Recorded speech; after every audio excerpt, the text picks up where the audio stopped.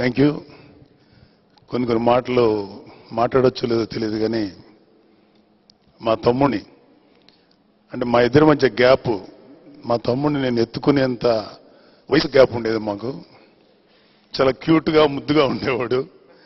బాగా తన్ని ఏడిపిస్తూ చాలా సరదాగా చూసి మా తమ్ముడు నెమ్మదిగా ఇలాగా ఎవాల్వ్ అవుతూ మేమందరం కూడా ఆశ్చర్యపోయి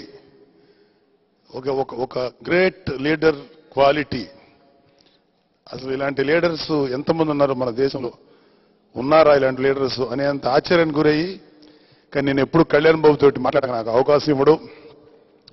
నా ఫోన్ కూడా ఎత్తేవాడు కాదు. ఎందుకంటే ఫోన్ ఎత్తితే ఏమో ఎందుకు వచ్చిందిలే, నువ్వు మమ్మల్ని అందరినీ యాక్చువల్గా ఏంటంటే కళ్యాణ్ బాబుకి మాకు ఒక అండర్స్టాండింగు, కళ్యాణ్ బాబుని ఇన్వాల్వ్ కాకూడదు మేమందరం అనుకున్నాం. కాకపోతే నాకు యాక్చువల్గా చాలా కాలం చాలా కోరిక ఉండేది ప్రజారాజ్యం. అప్పుడు అది ఎప్పుడైతే డిసప్పాయింట్ అయ్యో అదంతా వదిలేసాం. తర్వాత కళ్యాణ్ అయిన తర్వాత మనసులో అనిపించిన నోనో తమ్ముడిని తమ్ముడుగానే ఉండాలి, నాయకుడిగానే చూద్దాం.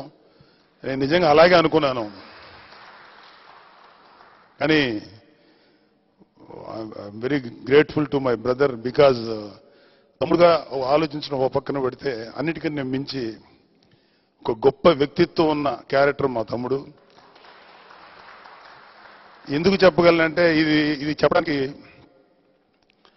బహుశా జనసేనలో ఉన్న చాలా మంది కన్నా నాకే ఎక్కువ